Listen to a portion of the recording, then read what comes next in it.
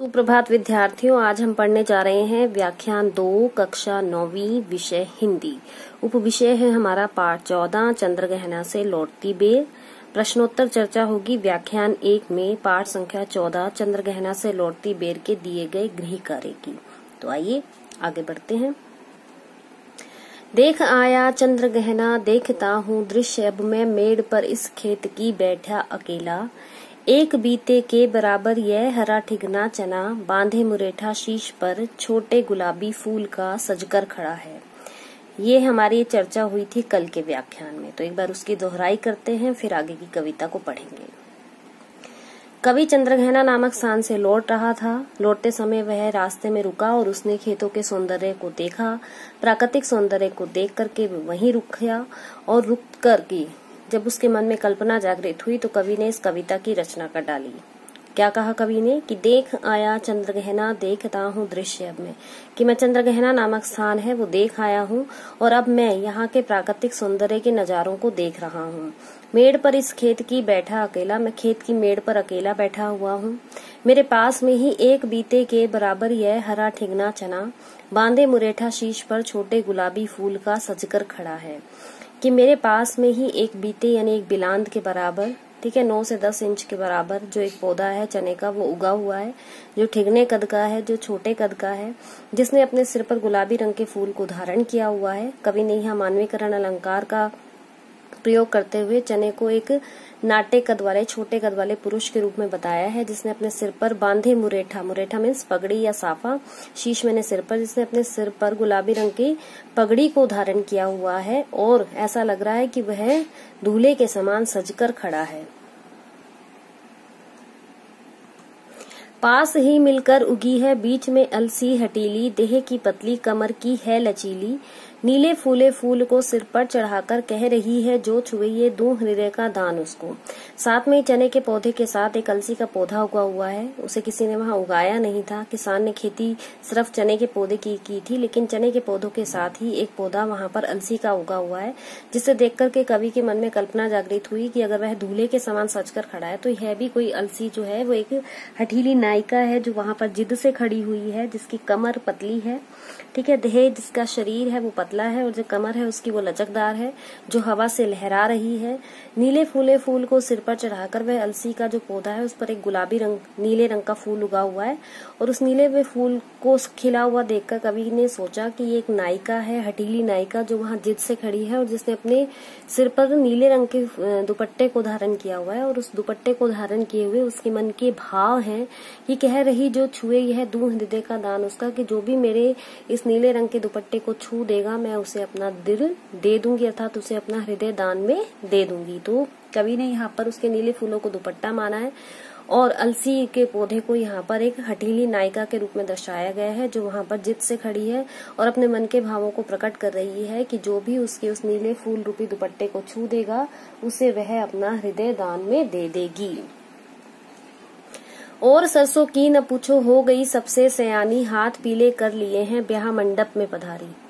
फाग गाता मास फागुन आ गया है आज, जैसे देखो वहां पर एक सरसों का भी पौधा उगा हुआ है। सरसों का जो पौधा है वो वहां सबसे बड़ा है, चने का पौधा छोटे कद का है, अलसी का पौधा भी छोटा है, लेकिन जो सरसों की खेती की गई है वहां पर सरसों के जो पौधे हैं वो सबसे बड़े हैं। और कवि ने फिर से यहाँ कल्पना की है कि सरसों को उन्होंने एक लड़की के रूप में दर्शाया है जो अपने हाथों को पीले किए हुए खड़ी है और ब्याह के मंडप में पधार रही है। कि और सरसों की न पूछो, कि सरसों के विषय में तो पूछो ही मत, हो गई सबसे सयानी, क्योंकि वह सबसे बड़ा पौधा है और वह सयानी हो गई है।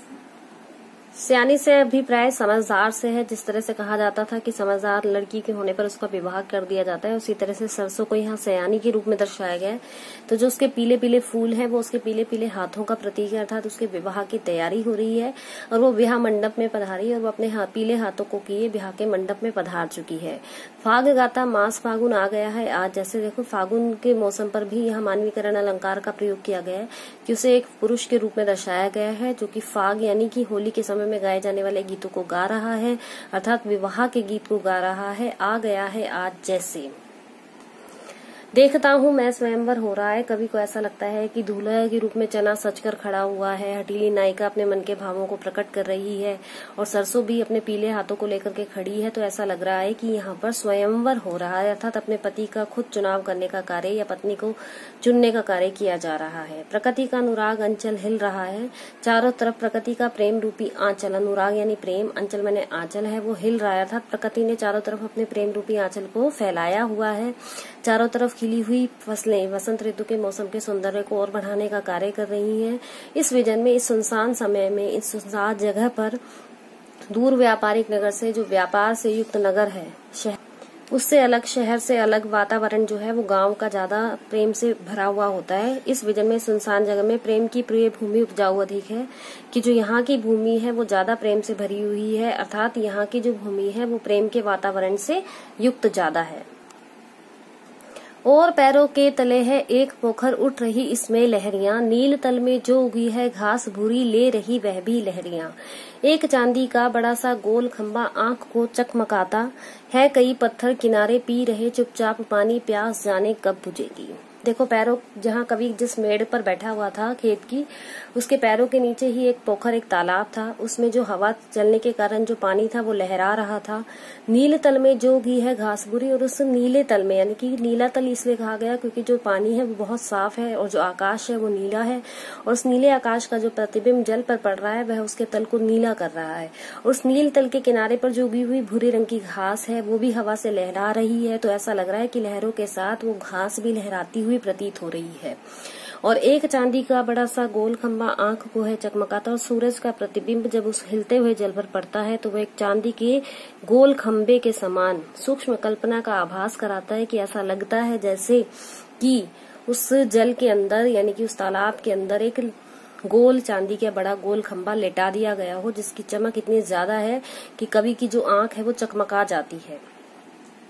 कई पत्थर किनारे, और इस तालाब के किनारे पर कुछ पत्थर पड़े हुए हैं जो आधे पानी में डूबे हुए हैं और आधे पानी से बाहर है। तो कवि फिर से यहाँ मानवीकरण अलंकार का प्रयोग करते हुए कहता है कि ऐसा लग रहा है कि कुछ पुरुष काफी समय से उस तालाब के किनारे पर हैं, लेकिन उनकी जो प्यास है वो अब तक नहीं बुझी है, इसीलिए वो काफी समय से पानी पी रहे हैं। पता नहीं उनकी वो प्यास कब बुझेगी।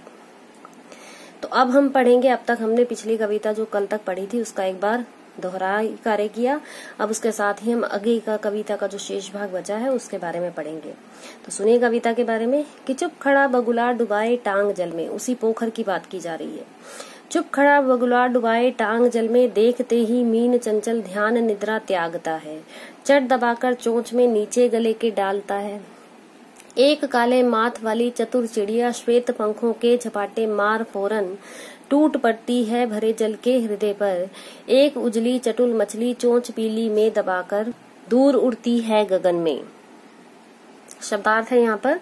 मीन का अर्थ होता है मछली, ध्यान यानी निद्रा, ध्यान रूपी नींद भी कह सकते हो, त्यागना यानी छोड़ना, चट यानी जल्दी से, माथ यानी माथा या मस्तक, श्वेत यानी उज्जवल, जल के हृदय पर, पानी की सतह पर, उजली चमकती हुई, सफेद, चटुल चंचल, गगन आसमान। तो कविता के अर्थ को समझिए कि कवि क्या कह रहे हैं कि चुप खड़ा बगुला डुबाए टांग जल में, क्योंकि वहां सरोवर है। चुप खड़ा बगुला डुबाए टांग जल में। देखो, बगुला जो है उसी पोखर के, जो पोखर यानी तालाब है, उस तालाब में चुपचाप अपनी टांग को डुबो करके जल में, यानी कि उस पोखर के तालाब के जल में उसने अपनी टांग को डुबो रखा है और चुपचाप खड़ा हुआ है। देखते ही मीन चंचल ध्यान निद्रा त्यागता है, जैसे ही उसे कोई मछली उस जल में दिखाई देती है, जिस ध्यान निद्रा का, यानी कि ध्यान लगाने का जो नाटक उसने किया हुआ है, वो उस नींद को वो त्याग देता है और चट दबाकर चोंच में नीचे गले के डालता है। और जैसे ही वो मछली उसे दिखाई देती है, उसे अपनी चोंच में वो दबाता है और फिर अपने गले के नीचे डाल लेता है। देखो, ये ऐसे पुरुषों का प्रतीक है जो अवसरवादी होते हैं, जो ढोंगी लोग होते हैं, ढोंगी साधुओं की तरह होते हैं, जो लोगों को बेवकूफ बनाते हैं कि वो क्या करते हैं, तपस्या करते हैं, योग साधना करते हैं, लेकिन जैसे ही उन्हें मौका मिलता है वो भोले भाले लोगों को अपना शिकार बना लेते हैं। उसी तरह से ये बगुला भी ऐसा ही है, जो पोखर के जल में आंखें बंद करके खड़ा हुआ है, लेकिन जैसे ही उसे कोई मछली दिखाई पड़ती है या उसकी कोई आवाज उसको सुनाई पड़ती है, तो वो अपनी नींद को उसी समय त्याग देता है, आंखें खोलता है और उस मछली को फटाफट अपनी चोंच में पकड़ता है और अपने गले में डाल लेता है। एक काले माथ वाली चतुर चिड़िया, ऐसे ही एक काले मस्तक वाली माथे वाली जो चालाक चिड़िया है वो भी क्या है, उस तालाब के जल के ऊपर चक्कर लगा रही है। श्वेत पंखों के झपाटे मार फौरन टूट पड़ती है भरे जल के हृदय पर। जैसे ही उसे भी कोई मछली दिखाई देती है वो अपने सफेद पंखों का झपट्टा उस जल के ऊपर मारती है। जल के हृदय पर है, यहाँ पर भी मानवीकरण है कि जल का हृदय प्रस्तुत किया गया है कि वो उस पोखर के, उस तालाब के जल के हृदय के ऊपर क्या करती है, झपट्टा मारती है। और एक उजली चटुल मछली जो एक स्वच्छ चमकती हुई सफेद रंग की चांदी के समान चमकती हुई सफेद मछली जब उसे दिखाई पड़ती है तो चोंच पीली में दबाकर वह अपनी पीली रंग की चोंच में उस मछली को दबाती है और दूर उड़ती है गगन में, फिर उसे आकाश में लेकर के दूर उड़ जाती है। अर्थात काले माथे वाली जो चिड़िया है वो चालाक चिड़िया है, वो भी उस तालाब के ऊपर चक्कर लगाती रहती है, अपने सफेद पंखों से एकदम झपट्टा मारती है जल के हृदय पर, उस पोखर के, उस तालाब के जल के ऊपर अपना झपट्टा मारती है। और जैसे ही उसे कोई मछली पड़ती, चंचल मछली, सफेद रंग की स्वच्छ उज्जवल मछली दिखाई पड़ती है, वह उसे अपनी पीली चोंच में दबा करके दूर आकाश में लेकर के उड़ जाती है। तो ये भी ऐसे ही अवसरवादी लोगों का प्रतीक है जो दूर से लोगों के सामने ढोंग करते हैं कि हम आपका भला करेंगे, सामाजिक कार्यकर्ता बने रहते हैं, लेकिन जैसे ही उन्हें मौका मिलता है वो साधारण भोले भाले लोगों को क्या करते हैं, लूटने का कार्य करते हैं या उन्हें अपना शिकार बनाने का कार्य करते हैं। तो ऐसे ही वो काली चिड़िया, काले मस्तक वाली चिड़िया, सफेद पंखों वाली चिड़िया, पीली चोंच वाली चिड़िया या फिर बगुला है, वो अवसरवादी और चालाक लोगों का प्रतीक है, शोषण करता है वो। भावार्थ की ओर आए कि तालाब में एक किनारे पर बगुला ध्यान की नींद में मग्न है, यानी कि ऐसे नाटक कर रहा है जैसे वो ध्यान लगाकर खड़ा हो। वह सिर्फ ध्यान का नाटक कर रहा है क्योंकि वह चंचल मछलियों को देखते ही अपना ध्यान त्याग देता है। उस मछली को वह चोंच में पकड़कर गले के नीचे उतार लेता है। तभी देखता है कि काले माथे वाली एक चतुर चिड़िया जिसके पंख सफेद हैं पानी की सतह पर झपट्टा मारती है, जल के हृदय पर झपट्टा मारती है और अपनी पीली चोंच में एक चमकदार चंचल मछली दबाकर आकाश में उड़ जाती है। इसमें विशेष क्या है कि देखो, भाषा वही सरल है, लोक जीवन के निकट है, लोक भाषा का प्रयोग किया गया है। टूट पड़ना एक मुहावरा है, उसका सुंदर प्रयोग है। चतुर चिड़िया और उजली चटुल मछली में ल और च वर्ण की आवृत्ति होने की वजह से अनुप्रास अलंकार का प्रयोग किया गया है। देखो, बगुला ध्यान निद्रा कब त्यागता है, जब उसे कोई मछली वहां उस जल में दिखाई पड़ती है। चिड़िया आकाश में कब उड़ जाती है, चिड़िया जब मछली को अपनी जीभ के चोंच के अंदर दबा लेती है तब वह उसे दबा करके आकाश में उड़ जाती है। चिड़िया और बगुला किसके प्रतीक हैं? चिड़िया और बगुला अवसरवादी और ढोंगी लोगों का प्रतीक है। आगे देखिए, ओ यहीं से भूमि ऊंची है जहां से रेल की पटरी गई है, ट्रेन का टाइम नहीं है, मैं यहाँ स्वच्छंद हूँ, जाना नहीं है। देखो, कवि जहां पर बैठा हुआ है उससे ऊंची, देखो पैरों के नीचे तो तालाब था, लेकिन जब कवि जहां बैठा था उससे दूसरी तरफ जो था ऊंची थी भूमि, जहां से रेल की पटरी जा रही थी। रेल की पटरी जा रही थी, ट्रेन का टाइम नहीं है, लेकिन कवि जिस ट्रेन से जाना चाहता है उस ट्रेन का भी समय नहीं हुआ है। कवि ने कहा कि मैं यहाँ स्वच्छंद हूँ, मैं यहाँ आजाद हूँ, जाना नहीं है, मुझे अभी कहीं नहीं जाना है, इसलिए मैं यहाँ के प्राकृतिक सौंदर्य को देखने के लिए आजाद हूँ। ओ यहीं से कि कवि जहां पर बैठा हुआ है उससे दूसरी तरफ, एक तरफ तो पोखर के था, तालाब था पैरों के नीचे, तो दूसरी तरफ जो कवि था उसकी तरफ एक जो भूमि थी वो ऊंची थी वहां से, और वहीं से एक रेल की पटरी जा रही थी। ट्रेन का टाइम नहीं है, कवि के ट्रेन का समय नहीं हुआ था। कवि ने कहा कि मैं यहाँ आजाद हूँ और मैं प्रकृति के सौंदर्य को निहार सकता हूँ। भावार्थ समझिए कि कवि जहां बैठा ये प्राकृतिक दृश्य देख रहा है, वहां से कुछ दूरी पर जमीन ऊंची है, वहीं सामने से रेल की पटरी गई है। कवि जानता है कि ये ट्रेन के आने जाने का समय नहीं है। वैसे भी कवि को किसी काम के लिए कहीं आना जाना नहीं है, इसलिए इस समय वो स्वतंत्र है, अर्थात उसे कोई विशेष काम नहीं है। उसके लिए प्राकृतिक सौंदर्य का अनुभव करना ज्यादा महत्वपूर्ण है। विशेष है कि काव्य की भाषा, जो काव्यांश की भाषा है, वो बोलचाल के अत्यंत निकट है। विदेशी शब्दों का प्रयोग हुआ है। ट्रेन का टाइम, ट्रेन और टाइम दोनों ही आगत शब्द है। मुक्त छंद कविता है, इसमें कोई भी कविता जो है छंद से युक्त नहीं है, इसमें लय ज्यादा नहीं है। हम साधारण आम बोलचाल की भाषा की तरह ही इस कविता का जो है वो बखान कर रहे हैं। रेल की पटरी कहाँ से गई है? भूमि ऊंची है जहां से, यानी कि जहां से ऊंची भूमि है वहां से रेल की पटरी जा रही है। आगे देखिए, चित्रकूट की अनगढ़ चौड़ी कम ऊंची ऊंची पहाड़ियां दूर दिशाओं तक फैली हैं। बांझ भूमि पर इधर उधर रीमा के पेड़ कांटेदार कुरूप खड़े हैं। तो देखो जहाँ कवि बैठा हुआ है वो चित्रकूट की अनगढ़ चौड़ी पहाड़ियां हैं, यानी कि कवि जहाँ से ऊंची पटरी है, रेल जा रही है, ट्रेन की जो पटरी है वो वहां पर है, ट्रेन जहाँ से जाती है उसके थोड़ी ही दूरी पर चित्रकूट नामक स्थान है। चित्रकूट की अनगढ़ यानी कि जैसे गढ़ा नहीं गया है, एक तो होती है गड़ी हुई, एक होती है अनगढ़, टेढ़ी मेढ़ी, ऊंची नीची, कम ऊंची पहाड़ियां, यानी कि ज्यादा ऊंची नहीं है लेकिन अनगढ़ है, चौड़ी है लेकिन कम ऊंची है, ज्यादा ऊंची ऊंची पहाड़ियां नहीं है, दूर दिशाओं तक फैली हुई है। बांझ भूमि पर, देखो बांझ इसलिए कहा गया जिस तरह से बांझ स्त्री होती है उसका कोई संतान नहीं होती, उसी तरह से बांझ धरती को भी कहा जाता है जिस पर कि हरियाली से युक्त पेड़ पौधे नहीं लगते, सूखे कांटेदार वृक्ष होते हैं या कुछ भी नहीं होता। तो ऐसी भूमि पर जो बांझ है पथरीली है, इधर उधर रीवा के पेड़ की चारों तरफ इधर उधर जो है वो रीवा के पेड़ खड़े हुए हैं, जो कैसे हैं, कांटेदार हैं, कांटों से युक्त हैं, कुरूप है, उनका कोई सौंदर्य नहीं है, उस पर कोई हरे हरे पत्ते नहीं है, कोई फूल नहीं है, कोई उनका सौंदर्य नहीं है, वो कुरूप है। उनका जो यानी बुरा रूप, मैंने रूप यानी कि जो रूप है वो बहुत बुरा है, यानी कि देखने योग्य नहीं है। चित्रकूट की जो पहाड़ियां हैं वो कैसी हैं, चौड़ी हैं, अनगढ़ हैं, गड़ी हुई नहीं है, कम ऊंची ऊंची हैं, ज्यादा ऊंची ऊंची पहाड़ियां नहीं है, लेकिन ऐसी पहाड़ियां दूर दूर दिशाओं तक फैली हुई हैं। बांझ भूमि पर, पथरीली भूमि पर चारों तरफ रीवा के पेड़ हैं जो कि कांटेदार हैं, कांटों से युक्त हैं और कुरूप हैं, जिनका कोई सौंदर्य नहीं है। क्योंकि कवि ने जब एक तरफ अपनी बात की थी जहाँ पोखर तालाब था वहां पर प्राकृतिक सौंदर्य देखते ही बनता था, चारों तरफ हरियाली थी, हरे के चने के पौधे उगे हुए थे, सरसों के पौधे उगे हुए थे।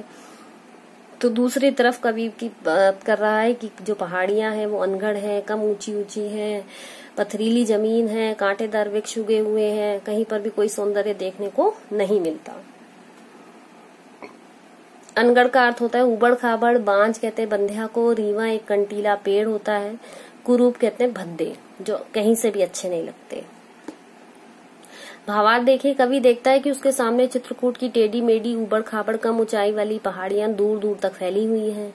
इन पहाड़ियों की भूमि अनउर्वर है। देखो उर्वर कहते हैं उपजाऊ को, या फिर ऊसर कहा जाता है, नहीं तो अनउर्वर यानी कि जो उपजाऊ नहीं है, अर्थात बंजर है। वहां रीवा के कांटेदार कुरूप पेड़ खड़े हैं, इन पेड़ों में कोई सौंदर्य नहीं है। विशेष क्या है कि ऊंची ऊंची में पुनरुक्ति प्रकाश अलंकार का प्रयोग किया गया है। ऊंची ऊंची दोनों का अर्थ एक ही है। जहाँ एक शब्द की आवृत्ति एक से अधिक बार होती है और दोनों का अर्थ एक ही होता है, वहां पर पुनरुक्ति प्रकाश होता है। और जहाँ शब्द का प्रयोग एक से अधिक बार किया जाए और दोनों का अर्थ अलग अलग होता है तो वही यमक अलंकार होता है। तो यहाँ पर ऊंची ऊंची में पुनरुक्ति प्रकाश अलंकार है। तो दूर दिशाओं में दै वर्ण की आवृत्ति हुई है, कांटेदार कुरूप में कै वर्ण की आवृत्ति हुई है, इसलिए यहाँ पर अनुप्रास अलंकार का प्रयोग किया गया है।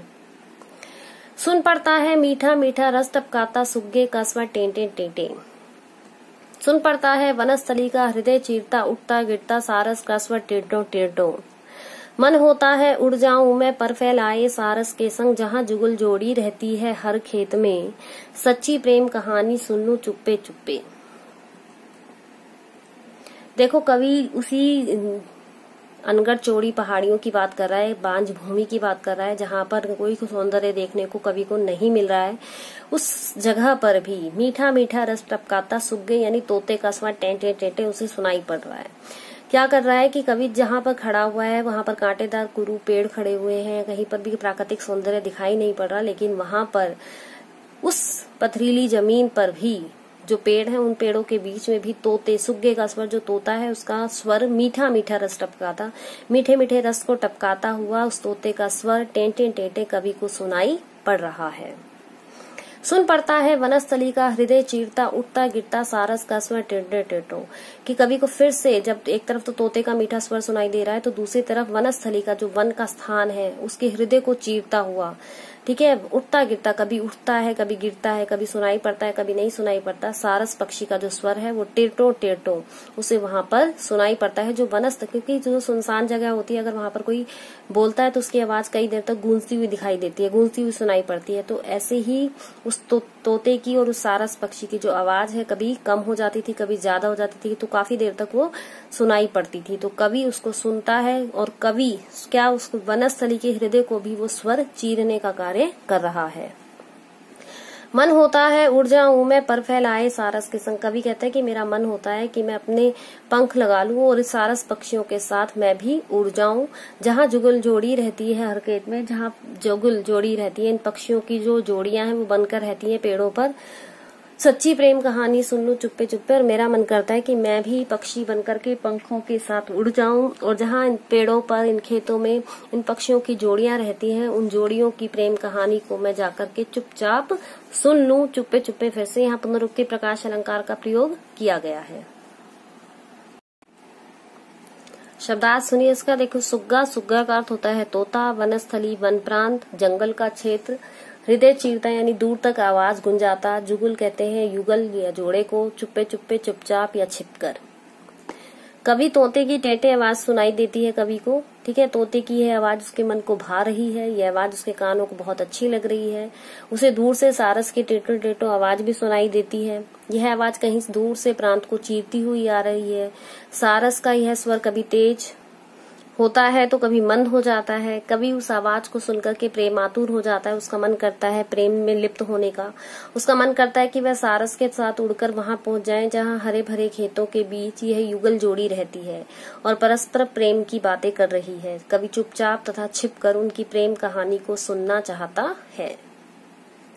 विशेष क्या है कि काव्यांश की जो भाषा है वो लोक भाषा है। सारस के संग जहाँ जुगल जोड़ी में अनुप्रास अलंकार का प्रयोग किया गया है, से वर्ण और जय जय वर्ण की आवृत्ति होने की वजह से अनुप्रास है। मीठा मीठा चुप्पे चुप्पे में पुनरुक्ति प्रकाश अलंकार का प्रयोग किया गया है। कवि को तोते का स्वर कैसा लगता है? बहुत कानों को अच्छा लगता है, मधुर लगता है। तोते का कैसा स्वर है? टे टे टे टे। मन करता है। सारस युगल कहाँ रहते हैं? खेतों में रहते हैं, पेड़ों पर रहते हैं। कवि का मन क्या करता है? कवि का मन करता है कि वह उस पारस पक्षियों की तरह पंख लगा करके उड़ जाए और खेतों में जाकर के उन जुगल जोड़ियों की जो है प्रेम कहानी को सुन ले। आइए प्रश्नोत्तर चर्चा करते हैं। कल मैंने आपको 3 प्रश्न लिखने के लिए दिए थे, उससे आगे के 3 प्रश्नों की चर्चा यहाँ करेंगे और फिर बाकी आपको गृह कार्य में करने हैं। अलसी के लिए हठीली विशेषण का प्रयोग क्यों किया गया है? देखो, अलसी के लिए हठीली विशेषण का प्रयोग इसलिए किया गया है क्योंकि किसान ने उसे चने से अलग पंक्ति में बोया होगा, पर वह हठ पूर्वक चने के पास उगाई होगी या नहीं भी बोया होगा। दुबले शरीर वाली अलसी बार बार हवा के झोंके से झुक जाती है, उठकर खड़ी हो जाती है और फिर चने के बीच नजर आने लगती है। उसकी इच्छा है कि जो भी उसके नीले फूल को छुएगा वह उसे अपना दिल दे देगी। अगला प्रश्न है कि चांदी का बड़ा सा गोल खंभा में कवि की किस सूक्ष्म कल्पना का आभास मिलता है? पोखर के जल में जब सूरज की किरणें सीधी पड़ती हैं तो उसका प्रतिबिंब गोल और लंबा बन जाता है।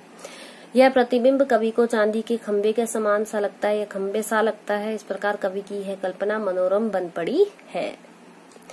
अगला प्रश्न है कि कविता के आधार पर हरे चने का सौंदर्य अपने शब्दों में चित्रित कीजिए। उत्तर है कि हरे चने का पौधा आकार में छोटा है, वह अपने सिर पर गुलाबी रंग की पगड़ी बांधे खड़ा है। उसे देखकर लगता है कि वह दूल्हे के रूप में सजकर खड़ा है। तो हाँ, चना कैसा था? छोटा था, छोटे कद का था। उसने अपने सिर पर गुलाबी रंग के फूल को धारण किया हुआ था और उसे देखकर कैसे लग रहा था? जैसे वह दूल्हे के रूप में सजकर खड़ा हुआ है। अब आपके लिए गृह कार्य में 2 प्रश्न हैं। इन 2 प्रश्नों के उत्तर आपको लिखने हैं। पहला प्रश्न है कि कवि ने प्रकृति का मानवीकरण कहाँ कहाँ किया है। आपको पूरी कविता को पढ़ना है। उस कविता के आधार पर जहाँ पर भी कवि ने सजीव वस्तुओं का आरोप किया, यानी निर्जीव वस्तुओं और प्राकृतिक उपादानों पर जहाँ पर भी सजीव होने का आरोप किया होगा वहाँ मानवीकरण अलंकार होगा। तो वो काव्य की पंक्तियां आपको यहाँ अपने उत्तर पुस्तिका में लिखनी है कि कौन कौन सी वो पंक्तियां थी जिनमें कवि ने मानवीकरण अलंकार का प्रयोग किया है। अगला प्रश्न है कि काले माथे और सफेद पंखों वाली चिड़िया आपकी दृष्टि में किस प्रकार के व्यक्तित्व का प्रतीक हो सकती है? काले माथे था, उसका सफेद पंख था, ठीक है। ऐसी जो चिड़िया थी जिसका वर्णन अभी हमने किया था, वो चिड़िया कैसे लोगों का प्रतीक हो सकती है, इसका वर्णन आपको अपनी साफ उत्तर पुस्तिका में करना है और हमें हमारी मेल आईडी पर भेजना है। अब आपके कल के गृह कार्य में जो प्रश्नोत्तर मैंने आपको दिए थे उसकी चर्चा करते हैं, ताकि आप अपने प्रश्नों के उत्तर का मिलान करके अपनी साफ उत्तर पुस्तिका में उसे लिख सकें। पहला प्रश्न था, इस विजन में दूर व्यापारिक नगर से प्रेम की प्रिय भूमि उपजाऊ अधिक है। पंक्तियों में नगरीय संस्कृति के प्रति कवि का क्या आक्रोश है और क्यों? देखो, उत्तर है कि उपयुक्त पंक्तियों में कवि का आक्रोश प्रकट हुआ है, गुस्सा प्रकट हुआ है, क्योंकि शहर या नगर में रहने वाले लोगों में पैसों के प्रति इतना लगाव बढ़ गया है कि इसके आगे उन्हें सब कुछ तुच्छ सा लगता है, यानी छोटा लगता है। वे अपने व्यापार पर अधिक ध्यान देते हैं। वे प्रेम और सौंदर्य से बहुत दूर हो चुके हैं। कवि के आक्रोश का कारण यह है कि कवि प्रकृति को बहुत प्यार करता है, उसे प्रकृति के सौंदर्य से बहुत लगाव है। वह शहर के बनावटी जीवन को अच्छा नहीं मानता है। उसे लगता है कि जो शहर के लोग हैं वो बनावटी जीवन जीते हैं, दिखावा करते हैं। गांवों का वातावरण शहर के शोर से, प्रदूषण से, भागम भाग की जिंदगी से कोसों दूर है, बहुत ज्यादा दूर है। ठीक है, इसलिए कवि का जो है वो नगरीय संस्कृति के प्रति आक्रोश है। अगला प्रश्न था कि सरसों को सयानी कहकर कवि क्या कहना चाहता होगा। देखो, कवि कहता है, कवि देखता है कि खेत में चना, अलसी आदि छोटे हैं, वहीं सरसों उनकी तुलना में बढ़कर लंबी और क्या हो गई है, बड़ी हो गई है। उसमें पीले फूल भी नजर आ रहे हैं। पीले पीले फूल जो थे वो हाथ पीले करने का प्रतीक है यहाँ। यह देख कवि सरसों को सयानी कहकर यह कहना चाहता है कि वह अन्य फसलों के साथ हाथ पीले कर विवाह के मंडप में जाने को तैयार है। यानी कि उसके जो पीले पीले फूल हैं वो सयानी समझदार लड़की के पीले हाथ होने का प्रतीक है और वह अपने पीले हाथों के साथ ब्याह मंडप में जाने के लिए तैयार खड़ी है। अगला प्रश्न था कि अलसी के मनोभावों का वर्णन कीजिए। अलसी के पौधे को किसी ने वहां बोया नहीं था, ठीक है, वो अपने आप उगाया था और उसे नायिका के रूप में कवि ने चित्रित किया है। तो उसके मन के क्या भाव थे? कवि ने अलसी को हठीली नायिका के रूप में चित्रित किया है। वह चने के पास हठपूर्वक उगाई है, दुबले शरीर और लचकदार कमर वाली है। अलसी सिर पर नीले फूल को धारण कर प्रेमातुर हो रही है, प्रेम में व्याकुल हो रही है कि जो उसे छुएगा, यानी कि उसके जो नीले रंग के फूल को छुएगा उसे वह अपना हृदय दान में दे देगी। तो कविता के भाव को आपने अच्छी तरह से समझ लिया होगा, इन प्रश्नों के उत्तरों को समझ लिया होगा। इन दोनों व्याख्यानों को आप अच्छी तरह से समझ के अपने प्रश्नों के उत्तर दे सकते हैं, समझ सकते हैं। इन दोनों व्याख्यानों को अच्छी तरीके से पढ़िएगा। कल हम इसका तीसरा व्याख्यान पढ़ेंगे जिसमें हम इस पूरी कविता की दोहराई करेंगे, इसके प्रश्नोत्तर की दोहराई करेंगे, साथ ही चर्चा होगी आपके असाइनमेंट की, यानी कि उसके बाद जो आपको असाइनमेंट मिलेगा वो आपको प्रदत्त जो कार्य है वो इन तीनों व्याख्यानों के आधार पर करना होगा अपनी रफ कॉपी में। तो मिलेंगे कल के व्याख्यान में। धन्यवाद।